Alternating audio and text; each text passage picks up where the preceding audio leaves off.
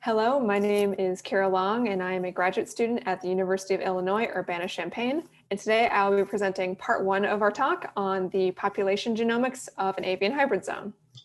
I'm Daniel Tobiansky. I'm a postdoc at Brown University, and I'll be presenting part two on the physiology and behavior in an avian hybrid zone. So without further ado, Kira, take it away. Thank you, Daniel. So part one of today's talk is based on my dissertation research, which focuses on the dynamics of the Mannekes hybrid zone and population genomics. So the first thing that most people think of when they think of hybrids are the charismatic liger and the useful mule. However, what exactly is a hybrid? A hybrid is the offspring of two separate species, most often talked about in the context of the biological species concept, where two separate species form hybrid offspring that are either inviable or infertile like the mule, indicating that the parents are indeed separate species. However, beyond the biological species concept, hybridization is an important evolutionary process. Hybridization is a natural laboratory to study speciation, what forms species boundaries, what breaks species barriers, and how novel genotypes admix in the wild. A hybrid zone is a geographic area where two species meet and intermix. Hybrid zones are dynamic and can change over time. The parental species can continue to diverge and develop additional barriers to admixing.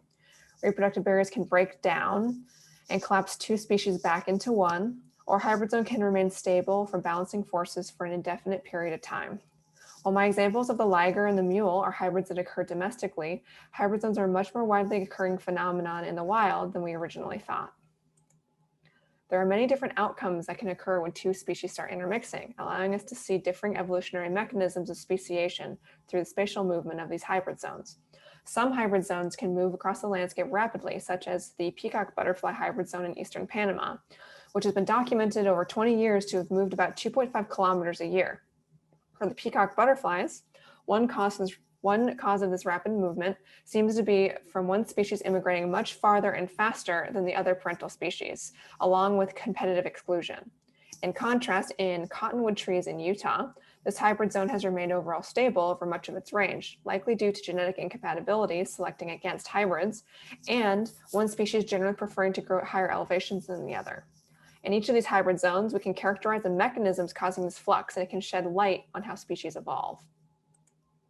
This study focuses on an avian hybrid zone of two Manneken species in western Panama. The main difference between the species I would like to point out are that the white-collared Manneken has this white throat and yellow belly. The golden-collared Manneken has a yellow throat and green belly. The hybrid has a combination of both, the yellow throat and yellow belly. Females of both species and hybrids are a drab olive green. However, there's actually quite a bit of phenotypic variation in hybrids throughout this hybrid zone. These are all three male hybrids from different populations across this hybrid zone. Each individual looks a little bit more like one parental species or the other, signifying these species, while all hybrids may have very different genetic admixtures from the parental species. Mannekens are neotropical lekking birds. Leks are communal breeding grounds where males make and defend display courts and females come to choose a male. The lek mating system in these species makes this hybrid zone particularly interesting. So lek mating systems have strong sexual selection because only a few males will get all of the matings, making this system highly competitive with strong selection for male traits. On Mannekes leks, males clear a small round court on the forest floor with 2 to 5 saplings around the court, and they do a roll snap where the males puff out their beards and jump between the saplings, hitting their wings together to make a loud snap sound. On the left is a diagram of this display, and then on the right is a picture of a display court at one of my field sites. So females will come to these courts and watch these male displays before they select a mate. From previous studies, it was found that females from both parental and hybrid species prefer males with a yellow collar. Additionally, hybrid males are found to be more aggressive than either parental male, which could lead to improved court positions on the lek. Yellowbeards appear to have a selective advantage in this hybrid zone. This hybrid zone is relatively well studied and was originally characterized about 25 years ago. Here is a map of the Mannekes hybrid zone in Bocas del Toro, Panama. We have the white-collared range in the west near Costa Rica. Then we have the hybrid populations here in the light yellow center. And then we have the golden-collared populations here on the right.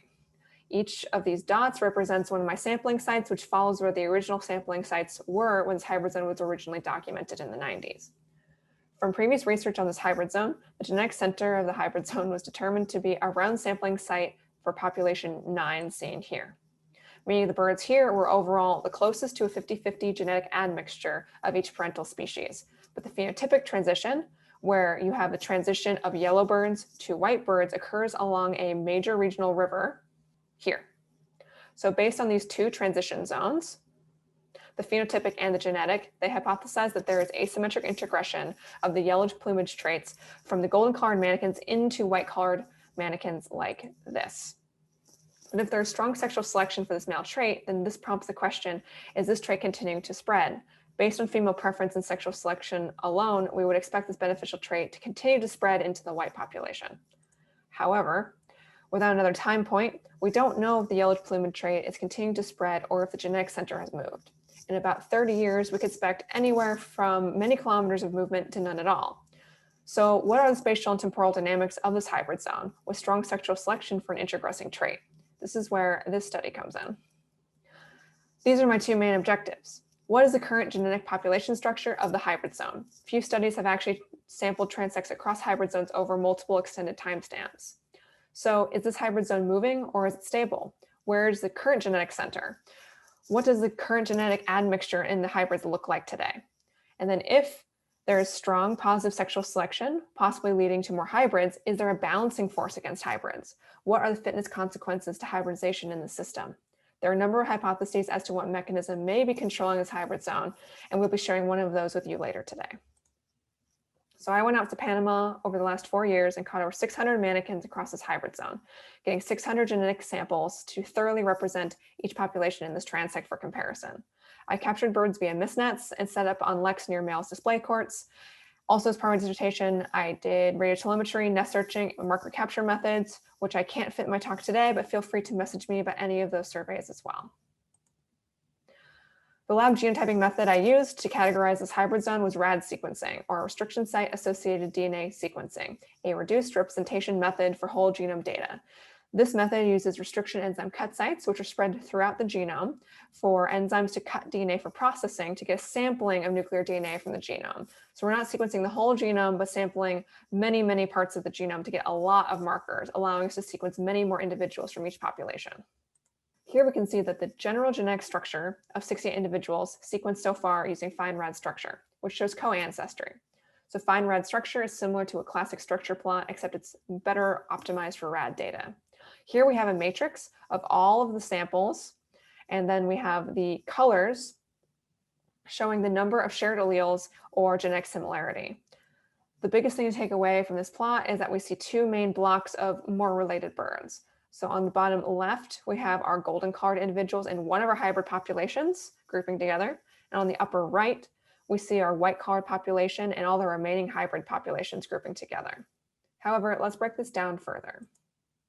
This is a hybrid index of these same individuals with golden-collared manakins in blue on the bottom left and white-collared manakins in red on the upper right. The hybrid index here is showing whether an individual has alleles that are entirely golden-collared or entirely white-collared. An individual at the 0.5 mark means that individual has alleles that are half from one species and half from the other.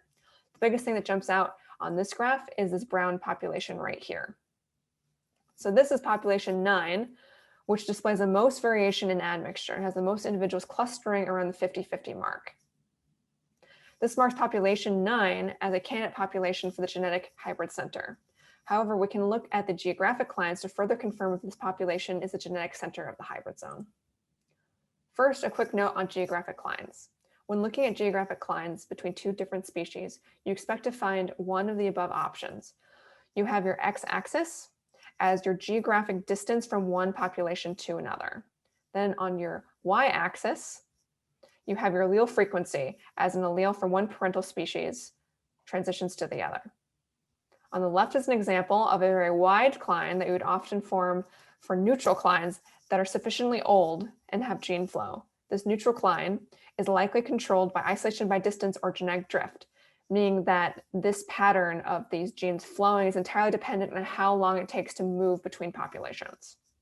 However, on the right is an example of a thin or a steep cline. This sort of shape indicates either a young hybrid zone with reduced gene flow or that there's some sort of selection happening. So selection against hybrids, because these intermediate genotypes don't do very well. So it quickly transitions from one species to the other, with very few having these intermediate genotypes.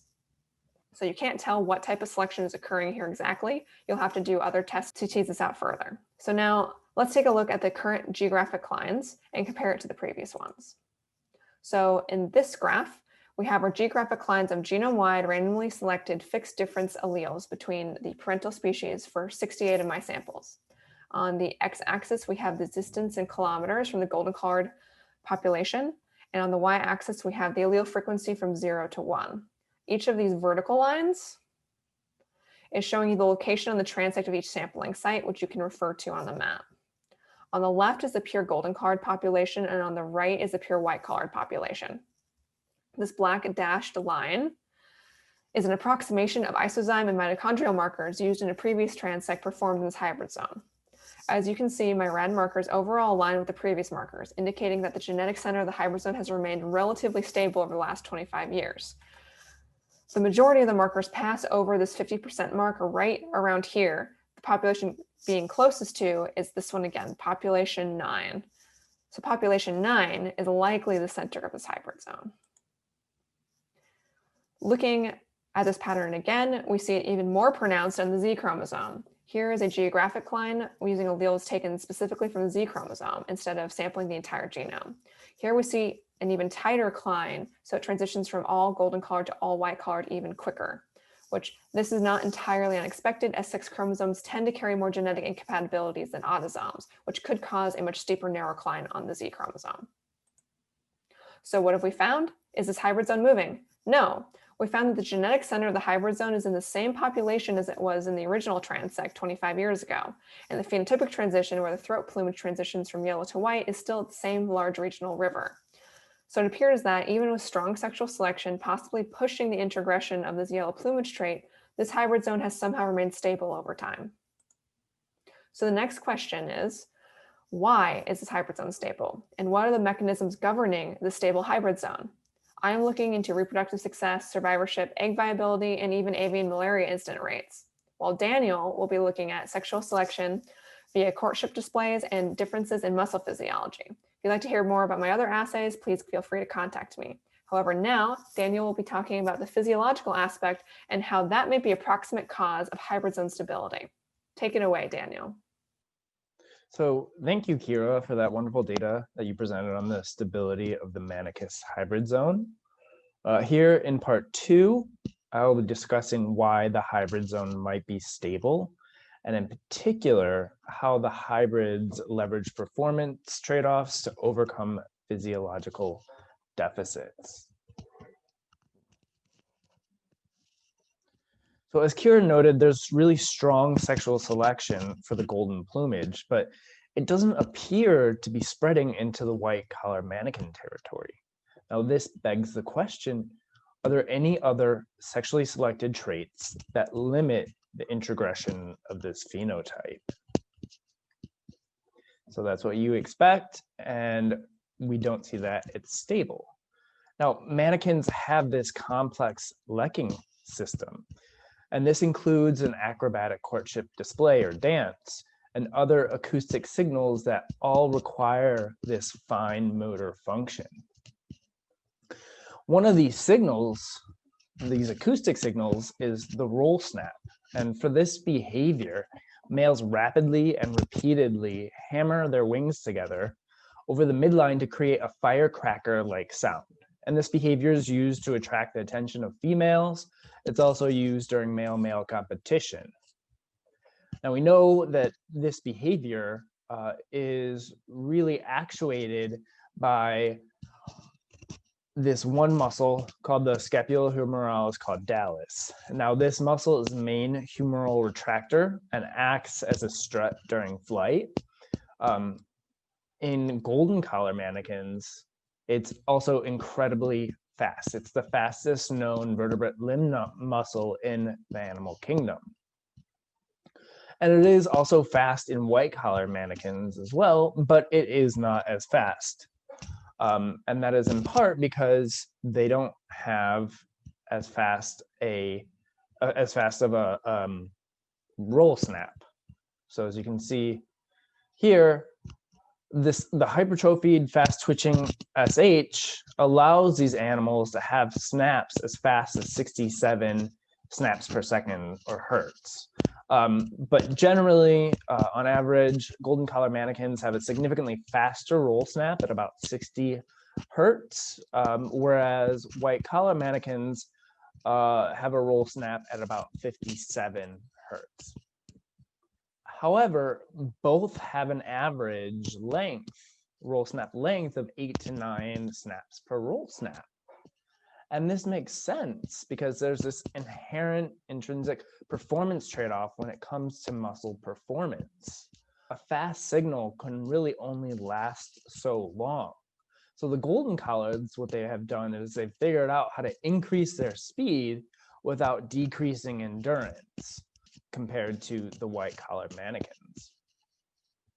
And with the roll snap, this would mean that the wings would snap faster, as we see in the golden collar manakins. So we know that females prefer faster displaying males. Thus, they may prefer this faster display by the golden collar males. We also know that endurance can be an indicator of mate fitness. So this means that since the golden collar manakins are faster and have the same endurance as white collar manakins, then golden collar manakins' signal should be preferred. Now, on with this information, we can postulate how introgression in the hybrid zone affects muscle performance and signal properties. So here you have muscle performance on the left, signal roll snap properties on the right. Now, if it were like the plumage and it blended, what you would expect is to have an intermediate muscle twitch speed, and you would also have an intermediate roll snap speed. And ideally, there would be no effect on length. You could also have a situation in which there's a full introgression of the golden collar, of the preferred signal. So it would be a selection for the faster muscle and selection for the faster signal. You could also have no introgression whatsoever. So since the genome of the hybrids are mainly candy eye or white collared, they may retain their parental phenotype and have a slower muscle and slower roll snap signal. And then finally, you could have muscle dysfunction because these are hybrids, and hybrids are oftentimes less fit than the parentals. You could have a muscle that's slower than the parentals, which would suggest genetic incompatibility. You could also have this behavioral dysfunction, which would manifest itself in slower and shorter roll snaps than parentals, also suggesting genetic incompatibility. So to test these hypotheses, we got audio recordings of roll snaps from the hybrid zone. We also tested the muscle kinetics of a subset of the known lex in the hybrid zone. And that's in the black stars there. And since it involves an invasive surgery, we wouldn't want to take any of the birds from Kira's focal lex, namely 2, 9, and 10.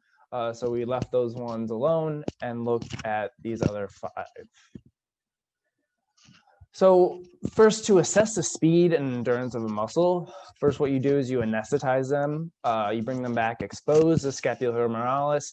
Then you implant electrodes, and these were connected to a stimulator that allowed us to stimulate at different frequencies. And this acts as a proxy for how the nervous system is stimulating the muscle. Then to determine how fast the muscle could twitch, we then hooked up a monofilament line to the muscle that was connected to a force transducer. Now the force transducer will then give you a trace when the muscle contracts. So where you see a dip in the waveform is when the muscle contracts, meaning that there's slack in the line. And then at the peak is when the muscle relaxes, when the monofilament line is taut again. And we looked at both the SH and the pectoralis. And we looked at both of these muscles to see if the introgression leads to changes in just the display muscle or if it's more global. And the pectoralis, since it's a very large muscle and it's in a muscle that is very important for flight, we figured that it would be a good kind of comparison. Now, to determine kind of how fast they're twitching, first you determine baseline, which is the dotted line there. Then you can see with each successive stimulation how much the muscle is able to relax back to baseline. You can then plot the percent relaxation as a function of twitch number to give you an idea of how fast the muscle is able to twitch while still being able to relax fully. So this, in this animal here, for example, from our JEB paper, they at 50 stimulations per second, over 8 stimulations, they were able to relax fully. Or on the other hand, what you can do is you can take an average of each stimulation frequency for each animal and plot that as a function of stimulation frequencies, which is ultimately what we did. So what you see here is what we call a twitch curve. What you're looking at is a plot of the percent relaxation as you increase the stimulation frequency from 10 hertz to 120 hertz. And we did this for the hybrids, and we also did it from genetically isolated populations of white collar manakins and golden collar manakins in Costa Rica and in Gamboa, Panama, respectively. And you can see that the curves are different between these three species. But there's an easy way to directly examine the difference between the species, is to compare the half relaxation point. There, the circles are the half relaxation point, and this is the point at which it's the inflection point of this sigmoidal curve, and this is the point at which the muscle is able to relax at 50% given the stimulation. So this gives you an idea about how fast a muscle is. So that's exactly what we did. We looked at this half relaxation. And what you can see here is that the hybrids are significantly slower than both parental species. And they're well below the golden collar manakins, who are up to 100 hertz, incredibly fast. We also, like I said, looked at the pectoralis, and we didn't have data for the white collar manakins, but we looked at the hybrids, golden collar manakins, red cap manakins, and house wrens. And you can see here that the hybrids, they also have a significantly lower twitch half relaxation frequencies than not only the parental species, the golden collar manakin, but also than the red cap manakin and the house wren. And together, these really suggest that there's this global muscle dysfunction in the hybrids. So the next question becomes, does the roll snap behavior reflect the muscle twitch dynamics?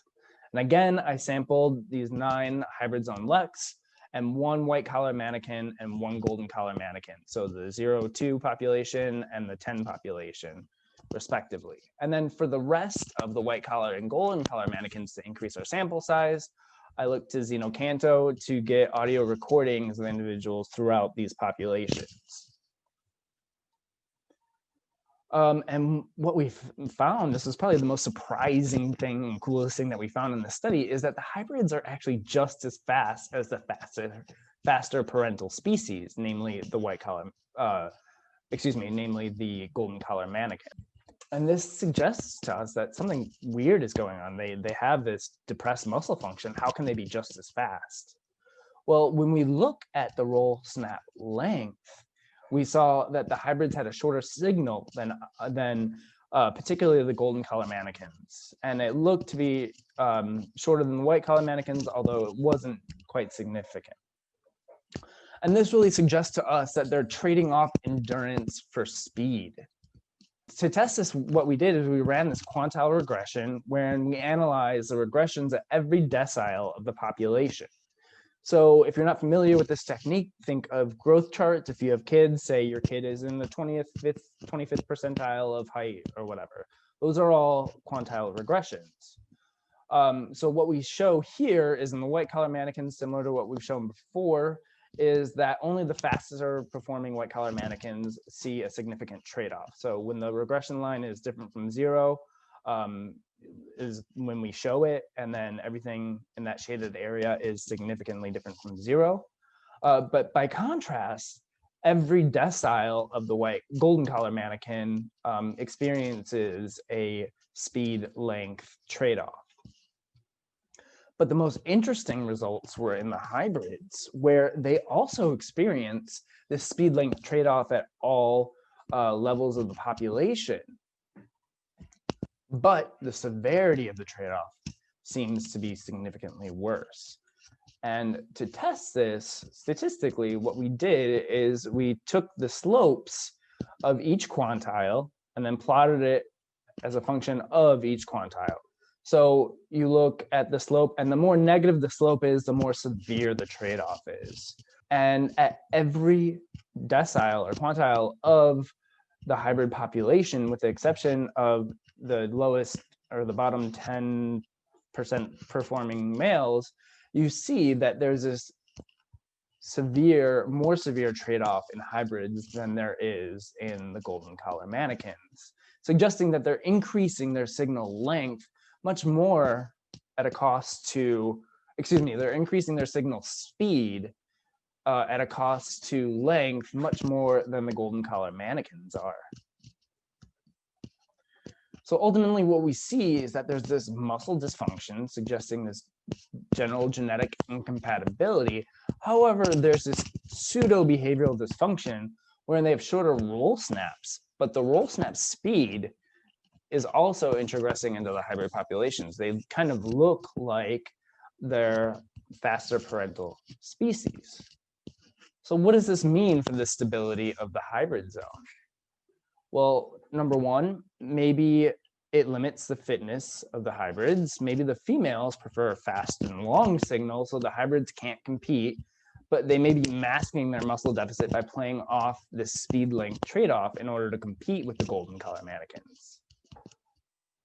Maybe it decreases dispersion, so that Rio Cinganola, where the white collar mannequins stop and the hybrids start, maybe they have a hard time dispersing because they can't fly as well. But overall, what this suggests is that the hybrids, they're really trying to overcome this deficit by masking this muscular dysfunction. And this kind of speaks back to the limiting fitness of the hybrids. So ultimately, the hybrid fitness may be constrained by this muscle function, and this in turn may maintain and limit the golden collar mannequin introgression. So I would like to thank the Fuchs-Jaeger lab, particularly my PI, Matt Fuchs-Jaeger, and all the wonderful graduate students who helped me go through the data and understand what we saw. I'd also like to thank my collaborator, Franz Galler, who helped me in the field quite a bit, as well as the crew from University of Illinois, especially Kira, who I couldn't have done this research without, and Mike Braun as well. And Kira. And I would like to thank my advisors, Mike Braun and Jeff Braun, for guiding me through this project. And I'd like to thank my many lovely field assistants, as well as Cesar Romero at Smithsonian Tropical Research Institute and the Nobe Buble Peoples for field logistics and help in Panama, as well as Mian Biente for permitting. So we want to thank you very much for coming to our talk. We hope you enjoyed it, and we'll be happy to answer any questions you have. Thank you.